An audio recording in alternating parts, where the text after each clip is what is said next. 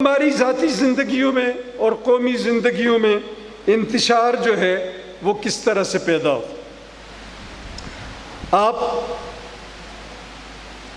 آتے جاتے دیکھتے ہوں گے، اگر آپ جی ٹی روڈ پہ سفر کریں ایبٹ آباد سے میرے گاؤں گاندھیاں تک، تو سڑک کے دونوں طرف بے ترتیب اور بے ہنگم کنسٹرکشن اور تعمیر ہو چکی، جو ایک طرح کے مکمل تعمیری انتشار کا بہترین نمونہ ہے. اس کی وجہ کیا ہے؟ وجہ یہ ہے کہ آپ کی تعمیر تو آپ کی ضرورت ہے. آپ نے اپنے شہروں اور سبربز میں جو تعمیرات کرنی ہے ان کو اس علم کے تابع نہیں لایا، اس انڈرسٹینڈنگ کے تابع نہیں کیا جس کے ذریعے یہ تعمیر جو ایک مادی ضرورت ہے اس کے اندر ترتیب و تنظیم آ سکے.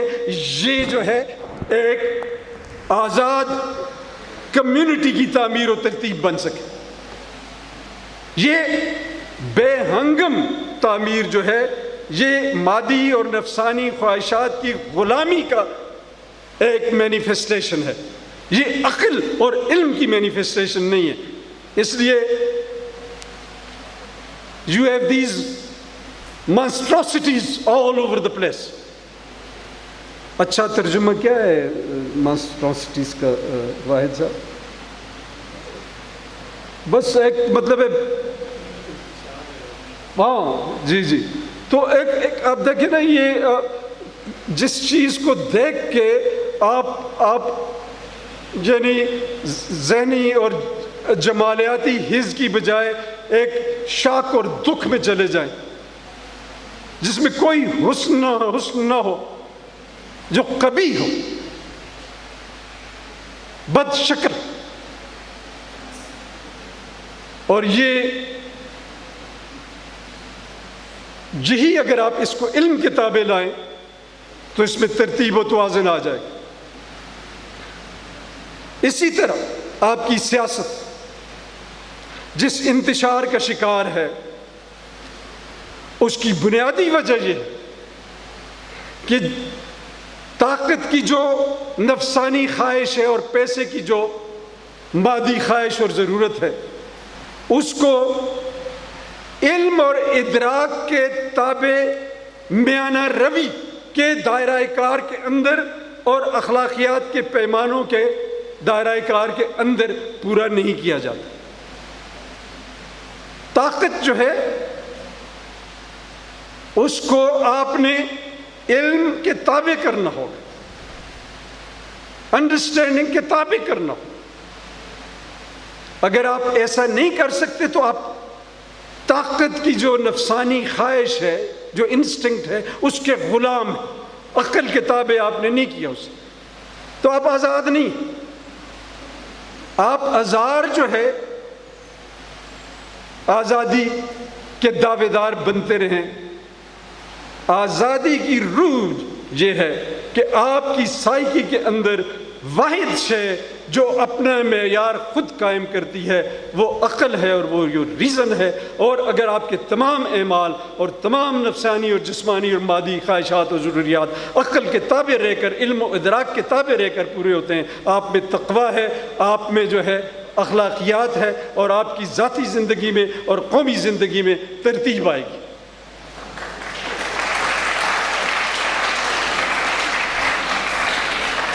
رزق بچوں، رزق حلال کیا ہے؟ رزق حلال یہ ہے کہ رزق تو آپ کو چاہیے. حرام رزق یہ ہے کہ آپ اس کو علم و ادراک اور تقویٰ کے تابع رہ کر نہیں کماتے. اور حلال رزق یہ ہے کہ آپ اس کو علم و ادراک اور تقویٰ کے پیمانوں کے اندر رہ کر کماتے. دنیا کی جتنی بھی قومیں میں نے دیکھی ہیں، آپ نے بھی دیکھی ہوں گی، وہاں پر جہاں بھی جو قومیں سویلائزڈ ہیں، ترقی یافتہ ہیں، ان کے ہاں عقل اور ادراک اور علم کے تابع کر دیا گیا ہے اپنی تمام نفسانی خواہشات اور جسمانی ضروریات اور مادی ضروریات۔ غالب نے بھی، میں نے شاید اسی حال میں بہت زمانہ پہلے بھی یہ جملہ کوٹ کیا تھا، غالب نے مغرب کی تعریف سر سید کو ایک رائٹنگ میں جو ایک پیس میں اس طرح سے کی تھی مغربی معاشرے کی، کہ داد و دانش را بہم کردہ اند، کہ مغرب کی طاقت کا راز یہ ہے کہ انہوں نے انصاف اور علم کو اکٹھا کر دیا ہے اپنی زندگیوں میں۔ تو انصاف جو ہے وہ دراصل اخلاقیات کی روح ہے، اور دانش علم، اگر آپ علم کے تابع کر لیتے ہیں اپنے تمام اعمال کو، تو آپ کے اندر اخلاق کی روح آ جاتی، انصاف آ جاتا، عدل آ جاتا، ذات کے ساتھ، معاشرے کے ساتھ، کائنات کے ساتھ۔ یہ جو مغرب نے ماحولیاتی بحران پیدا کیا ہے نیچر کے اندر، اس کی ظالمانہ استحصال کے ذریعے، یہ بھی دراصل سائنس کے مقاصد کے لیے یا مادی ترقی کے مقاصد کے لیے نیچر کو کھودا گیا ہے، بغیر علم و ادراک کے پیمانوں کا مکمل انڈرسٹینڈنگ حاصل کیے۔ جب آپ کھودتے ہیں فطرت کو اور کائنات کو توازن ہاتھ سے چھوڑ کر، تو آپ انتشار اور بحران پیدا کرتے ہیں، خواہ آپ مغرب میں ہیں یا مشرق میں،